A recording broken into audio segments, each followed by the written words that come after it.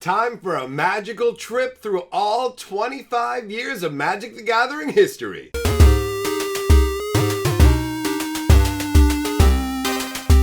Greetings, owners of fine luxury cardboard rectangles, and welcome to the official 25th anniversary 25-year timeline video. Wizards has put together a timeline. I have not looked at it in advance. I didn't want to spoil it for myself. I thought it would be fun to go through it together. I have been in the game for a very, very long time. Back since 1994. There were only 2 expansions that were released before I started playing Magic, alright? So, let's see what Wizards of the Coast has decided what they want to talk about as highlights of the 25th anniversary, the whole history here. I'm very, very curious. So, Magic the Gathering's 25-year legacy is impressive. Featuring innovative game design, incredible art, and story, the possibilities for the next 25 years of Magic are endless. 25 more years. You guys have high hopes. Let's hope you can get this horse back under control, my friends. But you, the players and fans from around the globe, are who makes this more than the game. You make it a community. Hell yeah, I love the online Magic community and the in-store, in-person Magic community. Both parts of that. They're awesome. Check out how the history of Magic the Gathering is part of your own story. In 1993, Richard Garfield gifted the world with Magic the Gathering. Then some things happened, and here we are on a 25th anniversary. If you're curious what happened in those 25 years, from set releases to Pro Tour victories and everything in between, scroll down below, then keep scrolling because we've packed a lot into these 25 years. Okay, so here we have the history of Magic the Gathering. Celebrate the history of Magic the Gathering with a journey through the history of the world's first trading card game. From unforgettable tournament moments to groundbreaking new game mechanics, we're proud to present the story of 25 years of Magic. Okay, so then they have the legend here of how to read everything. They have interesting historical moments, product releases, card type mechanics and rules changes, interesting events, organized play, and WPN milestones. And these have, this is the legend for sets. Okay, so starting out in 1993, April 18th, 1993, Magic the Gathering art show and public announcement held at Wizards of the Coast headquarters. Alpha released at, oh wait, hold on, sorry, let's see here, next dot. Pre-orders of Magic the Gathering available for the first time at Origins Game Fair, Fort Worth, Texas. After that, we've got Alpha released at Gen Con in Milwaukee, Wisconsin, USA. Now, this was the limited edition off of 295 cards, is what it's saying here. According to the legend, okay, so we've got rares and the basic lands, all the different types of cards here. That's a funky little wheel to have. All right. Then we have the Players' Championship held at Gen Con, and Alex Parrish defeats Rick Townsend in 3 games. Don't recognize any of these names. Limited edition beta comes out. That again, these were printed before I started. Arabian Nights comes out. Oh, Arabian Nights is only 92 cards. Well, now that's interesting to me. I didn't realize that it was so few cards. This was a set that was released in booster packs of 8 cards each, but I didn't know that it was broken down this way. Oh, and look at this. You know what? That's interesting. Let's scroll up here for a second. Okay, so they've got common, rare, and uncommon. So before they used to say things like Arabian Nights had uncommon 1, uncommon 2, and common cards, and there were no rares. Now they've changed that. So it has 32 rares, 19 uncommons, and 41 commons. What a weird distribution that is, guys. Look at that. The set only has 19 uncommons. Compare that to Unlimited over here. We have 117 rares, 15 different basic lands, 75 uncommons, and 95 commons. Or 95 uncommons. Still weird. Is that the, am I reading that wrong? Yeah, no, okay, that is correct. Weird. All right, so that was all before I started playing. 1994 is when I started playing. So then you have, beginning of 1994, creation of the DCI, the Duelist Convocation International. This is where you get your DCI numbers from. These are the guys you sanction your tournaments through. So then after that, the original banned and restricted list is formed. Ali from Cairo, Ancestral Recall, Berserk, Black Lotus, Brain Geyser, Dingus Egg, Gauntlet of Might, Icy Manipulator, Mox, all the Moxes, Orcish Oriflame, that's interesting. Rook Egg, Sol Ring, Time Twister, and Time Vault, and Time Walk are restricted. It's amazing that Orcish Oriflame was restricted, guys, because if you go and look, if you want to look at some cards that'll make you chuckle that they were ever restricted, look at Orcish Oriflame. And then Dingus Egg as well. Orcish Oriflame's amazing. It's only 4 mana. It's, you know what I'm even going to tell you. Go look it up. That's so funny to me. Holy crap. A Time Twister was not on the restricted list at the store that I played at, so I was actually able to run 4 of it, which is really cool. Even though they had an official ban and restricted list, each store at that time went by their own. Then we've got first official rules about 60 card minimum deck size for constructed and a limit of 4 for each card. So before that, you could have any number of cards in your deck and you had to have a 40 card deck at minimum. That was the previous rules. Then Antiquities came along. Again, a very small set with 100 cards in it, 26 rares, 30 commons, 44 uncommons. Followed up by Revised. Revised was the core set that was out when I started playing. At 121 rares, 75 commons, 95 uncommons, and 15 basic lands. After that, Mark Rosewater begins writing Magic the Puzzling, a puzzle column for Duelist magazine. Interesting that they felt that that was worth including. Alright, first nationals held in France, Belgium, and the United States. So that was when the first nationals happened, back in 1994. Then Legends came out. This set was only available for 1 day in the store that I was at, and you can only buy 3 packs of it. So I only ever got to buy 3 packs of Legends. It's crazy to think back to that. Legends was the first set including multicolored and gold cards and legendary permanents, which led to a funny situation when the Dark came out where people were wanting to get their hands on the gold cards from that, thinking they were a big deal, but they turned out to be garbage. Then you've got another tournament event where Zach Dolan defeats Bertrand Latresse in the first Magic World Championship. And then Legends is also the first... I guess I didn't notice that. The way this is laid out is a little weird. Okay, so talking about Legends as well, it's the first set to be released in a non-English language, so it was released in Italian. And I have a misprint Italian Zephyr Falcon that looks really cool. After that, we've got The Dark.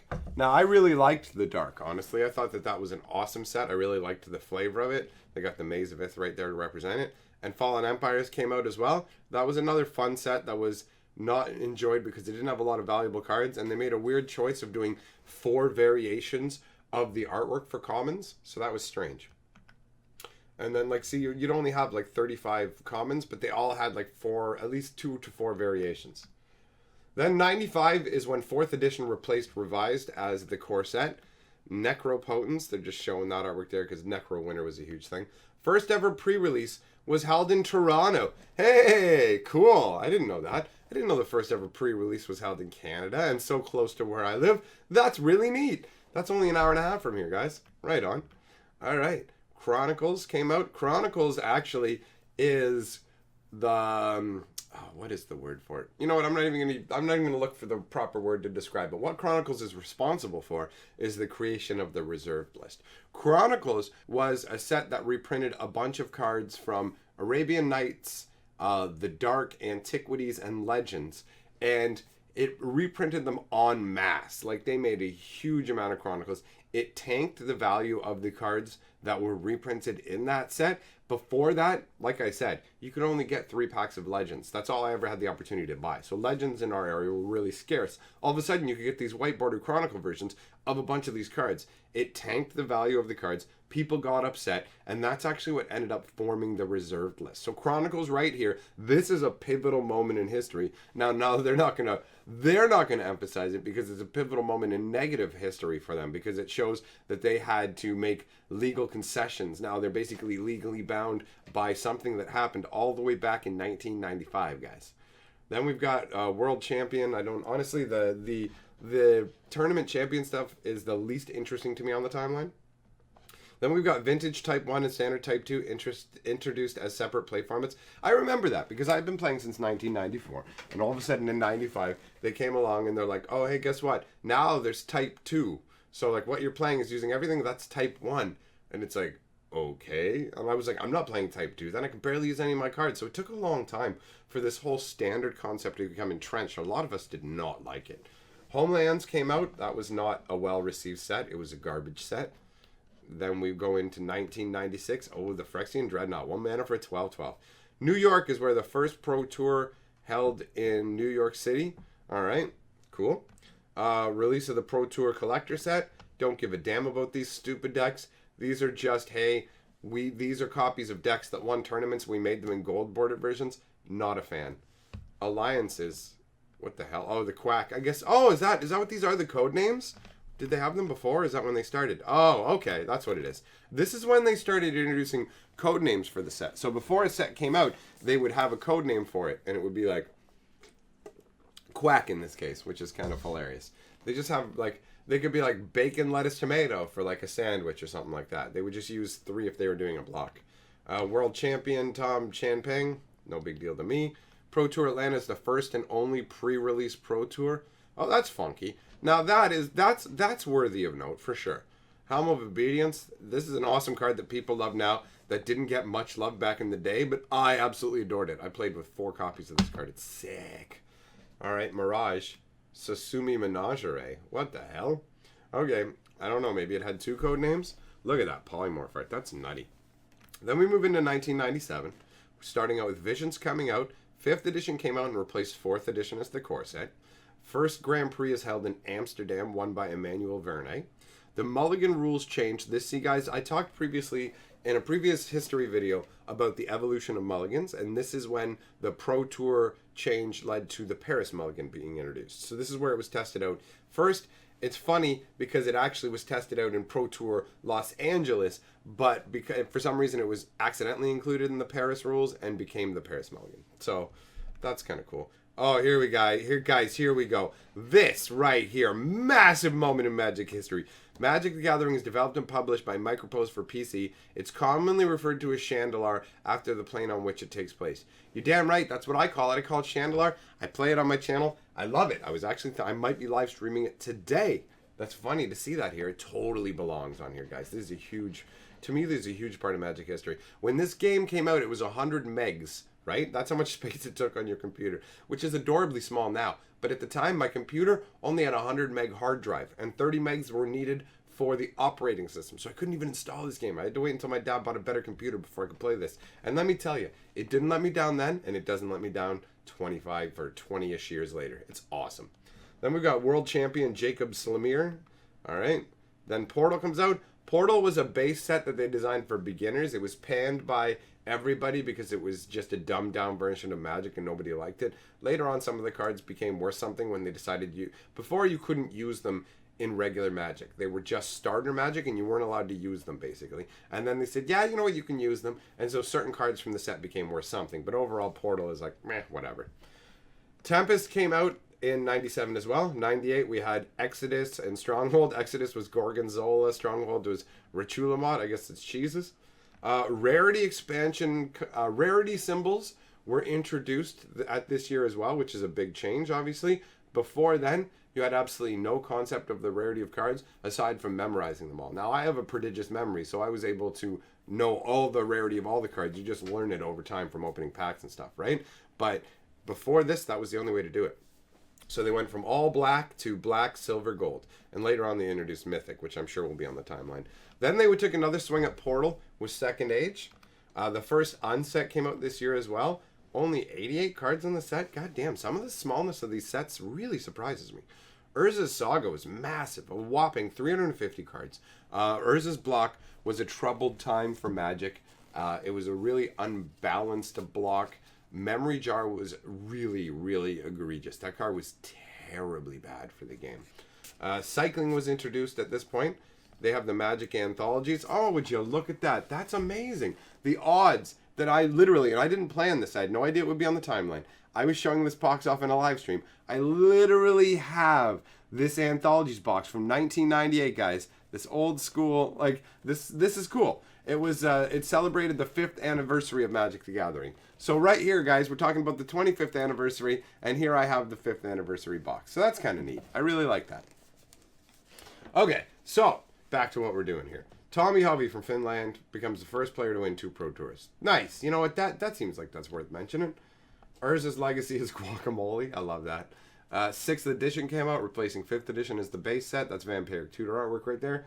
Haste. This is when haste became a keyword. Before that, you had creatures that could attack when they came up, but it didn't have the keyword haste. Okay, 1999 is a big change for the rules, introducing the stack. Before that, Magic used batches. Now, people don't know about what that is. That's fine. I will be doing videos on all of these subjects. Don't worry. One of the advantages I have is I've been around forever. I've lived through all of this, all the Magic rules changes, and I've been the rules guy my entire life as well. So we'll get you through this, no problem. Anyways, this is when the stack showed up. Okay, what do we got next? Portal 3 Kingdoms Urza's Destiny, World Champion Kai Bude, Bude. Show me that Bude, Kai. All right, the first Team Pro Tour. Whoop-de-doo, don't really care. I don't care. The Pro Tour is one of the least exciting aspects of Magic to me. It just does not crank my bell. Nemesis, didn't care about that, but this Rootwater Thief artwork here, this card is really good. Kuala Lumpur was where the first Magic Invitational was held in Malaysia, and it was won by Chris Picula. All right, and then Prophecy, world champion John Finkel with his Justin Timberlake brown-haired version. Then we've got William Jensen winning the first ever Master Series tournament. Yeah, I don't even know what that is. Invasion, or Remember, I probably knew back then. Invasion. All right, 2001. My God. All right, I should probably go a little faster. We're going to take forever on this. So we got Plane Shift 7th edition and Apocalypse coming out in that year. Tom Van Glock took the World Championship. We have Odyssey also printed. So not much happened in 2001. 2002, launch of the first You Make the Card. Wizards started taking advantage of its fan base and giving them nothing in return aside from letting them do the work of designing cards. The card turned out pretty good. I'm bitter about their You Make the Cards and things like that because they totally ripped off Double Strike Daddy, the inventor of Double Strike, and gave him like no credit. All right? That's pretty rough. First content on MagicTheGathering.com was in 2002. Wow, that's a long time ago. Okay. Magic the Gathering Online launches this year as well. Judgment was brought out. Morph was introduced. Carlos Ramao was the world champion. Onslaught came out, and that's when Fetchlands first showed up in Onslaught, guys. That's just only the friendly colored ones. 2003, Kai Booty's back. All right, Legions came out. Scourge came out. 8th edition came out. World Championship. Yeah, see, they're not gonna acknowledge the invention of Double Strike. They're just not even gonna. These fucking pricks. They're not even gonna. No, Double Strike, it doesn't matter. We've been waiting for it for 10 years, and one of our fans figured it out for us, but suck our dicks. All right, anyways. 2004. Indestructible permanents are introduced. Unable to be destroyed by damage or effects that say destroy. Yep, that's pretty cool. Oh, Azusa. I love Azusa. 5th Dawn came out, and Champions of Gawa came out. Champions of Kamigawa. Gatherer is online. Gatherer is actually a pretty decent resource. I like it. Julian Nugent was the world champion. Betrayers in 2005. Betrayers came out. I'm so bitter over that Double Strike Daddy thing. Let me shake it off, honestly. Wayne Allward, I'm going to add it into the timeline. Wayne Allward invented Double Strike, okay? Just needed to put that in there. Pro Tour Hall of Fame is introduced. Its inductees, John Finkel, Darwin Castle, Tommy Hovey, Alan Comer, and Ollie Rad. The Pro Tour Hall of Fame, there's people like Rosewater pushing to get cheaters in there and stuff, so I don't know how I feel about that. Saviors of Kamigawa came out. 9th edition came out. Ravnica came out. Katsuhiro Mori was the world champion. 2006, we got Guild Pact. Oh, that Lightning Helix, that was the $16,000 Helix, if I'm not mistaken. What do we got here? 1 millionth DCI sanctioned tournament was hosted at Lotus Kodasashi in Tokorozawa-shi, Japan. Wow, that's a hard name to say. That's cool. You know what? That's monumental. 1 millionth DCI sanctioned tournament, and that was in 2006. Over a decade ago. Crazy. Dissension came out. Cold Snap came out. Alex Jansen wins the first great designer search. Ken Nagel, Graham Hopkins, Mark Globus, and Scott Van Essen were also hired on from the competition. Well, there you go. At least you get something there. World champion was Makihito Mihari. Time Spiral comes out. Time shifted with a 121 card subset. Then we got 2007 where you got Planar Chaos, Future Sight, which is where Tarmogoyf came from. 10th edition. Then you've got World Champion Yuri Peleg.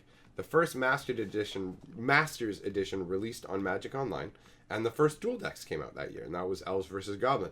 And we are going to have the last dual decks ever this year, guys, in the final 25th year. So that'll round out the history there. So then in 2008, we have Morningtide, Shadowmoor, Eventide being released. The first From the Vaults, which is From the Vault of Dragons, and that was super hyped, and people really wanted them, and they were hard to get. And From the Vault has become a diminishing returns product where people are less and less excited about it year after year. The world champion was Ain't It Malin. Shards of Alar came out, and that's when Mythic Rarity was introduced, which was just another way to make it harder to get cards and Wizards to make more money. 2009, Alara Reborn is the first and only set to consist entirely of multicolored cards. That's funky. Gabriel Nassif issues his Cruel Ultimatum. Duels of the Planeswalkers released on Xbox 360. Was it released? Okay, why is Xbox 360 special? Magic 2010 is the first core set to include new card content. That was different. Every core set before was entirely reprints. Magic 2010 had a whole bunch of new cards, which was pretty cool. I liked that. And also, in 2009, the 2 millionth DCI sanctioned tournament was held in Edmonton, Alberta, in Canada. All right. Plane Chase also came out that year, as well as Zendikar, with world champion being Andre Coimbra. Then we got Luis Scott Vargas, goes 16-0 at Pro Tour San Diego. All right. That face. World Wake, Rise of the Eldrazi, Arch Enemy is released. Emblems are introduced. Okay, that was a while ago. Magic 2011 comes out as the new core set, and Scars of Mirrodin was released, with the world champion being Guillaume Matignon. I believe that's how you say it. I don't know how to say people's names. 2011, Mirrodin Besieged comes out. New Phyrexia comes out. Magic the Gathering Commander comes out for the first time as well. Modern is introduced as a format. The world champion is Juna Inyanaga. Innistrad introduced the first double face card and checklist cards. All right. And the 3 millionth DCI sanction event is held. So these, you can see them picking up steam in terms of the number of events firing off. 2012, Brian Kibler fires off 3 Galvanic Blasts against John Finkel in the semifinals. Dark Ascension comes out. Avacyn Restored comes out. Magic 2013 hits the shelves. Chinese Taipei wins the first ever World Magic Cup held at Gen Con. The world champion was Yuya Watanabe. And Return to Ravnica hit the stores.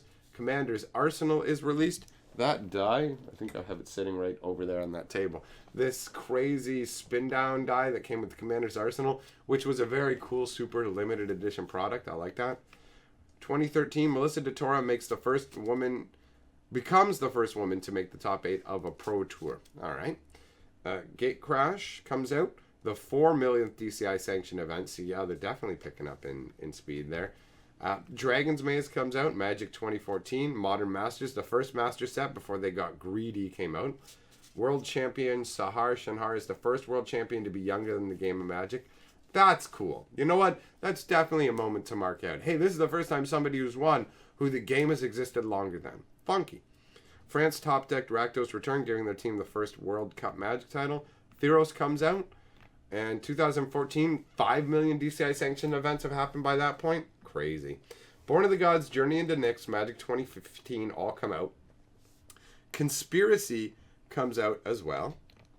Why do they not have the set bubble? I'm so confused. They have it for these sets. And Conspiracy's a set. Why do they not? Okay, guys, I don't get it. Did you accidentally leave out the graphic, or no? Because you have a paragraph here instead of an info wheel. What are you trying to hide?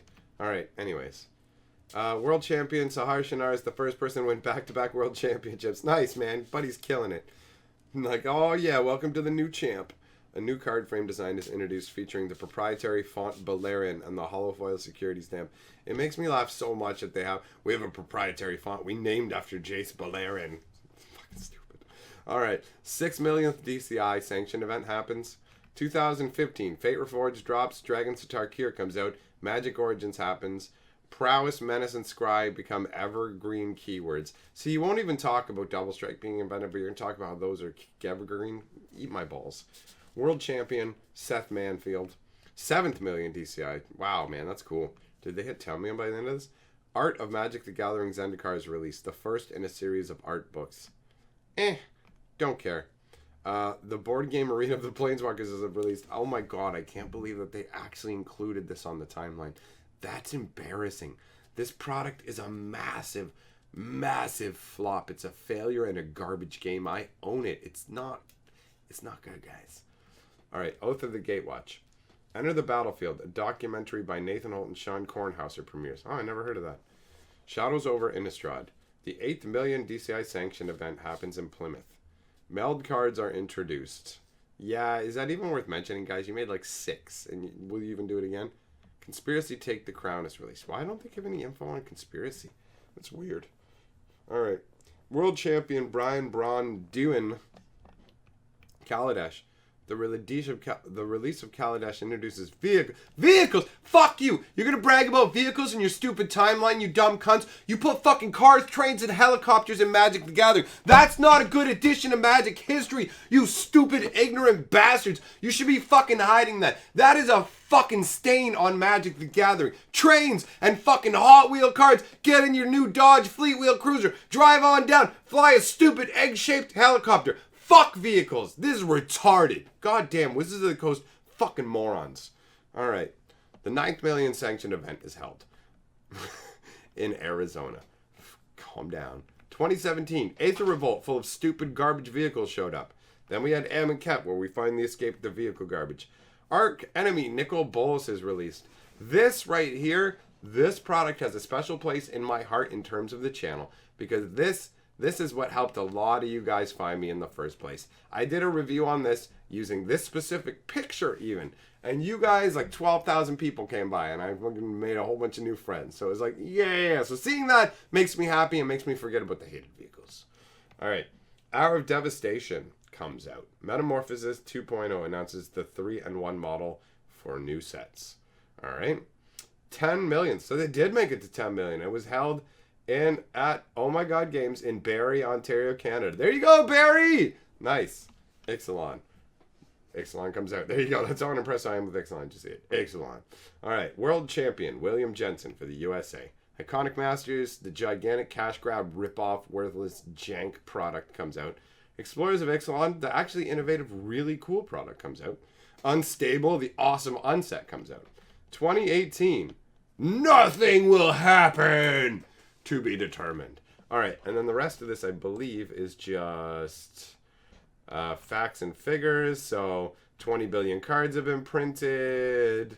They would reach the moon and back 4.6 times, around the world 45 times. If we stacked up all 20 billion Magic cards, they'd reach as high as 691 times, the height of Mount Everest.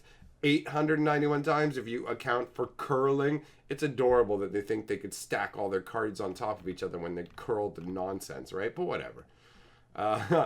1,378 times the height of the Empire State Building. Is that like you're using a mountain? Okay, a mountain is way more impressive than a building. Seriously. How much would all those cards weigh? 5,855 male Africans. Of course, Rosewater's going to be in here. And look at them all bent down, aged, and hobbled. Damn you, Rosewater. You go to hell. You go to hell and you die. Channeling Garrison from South Park. Doing the Garrison quotes.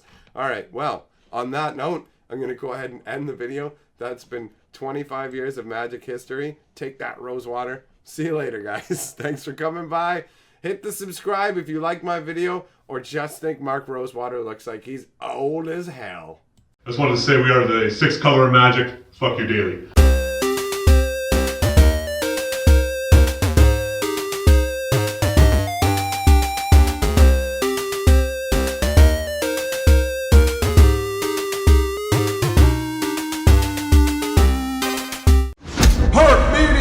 We the best Magic!